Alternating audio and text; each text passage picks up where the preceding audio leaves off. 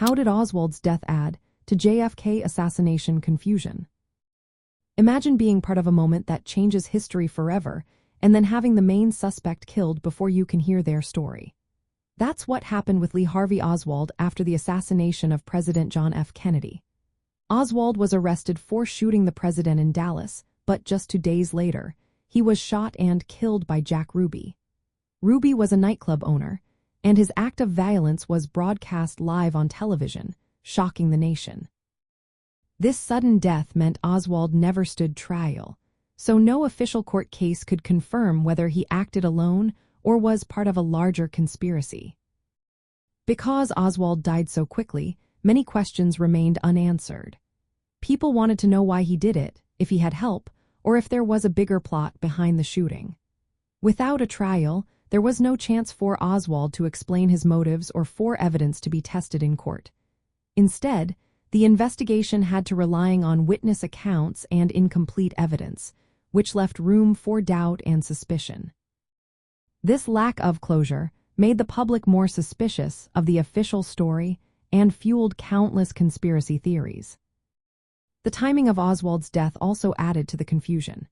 It happened during a period of big societal changes and political upheaval in the 1960s. The nation was already shaken by the loss of a young, popular president.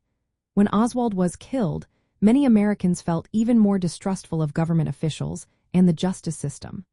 The Warren Commission was set up to investigate, and it concluded Oswald acted alone, but many people didn't believe that. They thought others might have been involved, and Oswald's death only deepened those doubts. Oswald's background made the mystery even more complicated. He was a former Marine who had defected to the Soviet Union and then returned to the United States. This raised fears of foreign influence and Cold War tensions.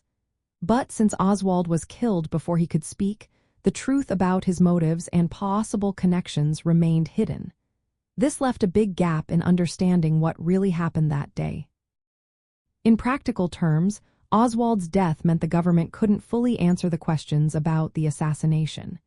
The official investigation had to work with limited evidence and witness statements, which left many unresolved issues.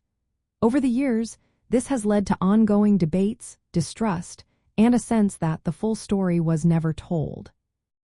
For many in the 1960s, Oswald's death symbolized the chaos and uncertainty of the times, making it harder to believe in the transparency of the justice system. It wasn't just about one man's death. It was about the loss of clarity in a moment that forever changed American history.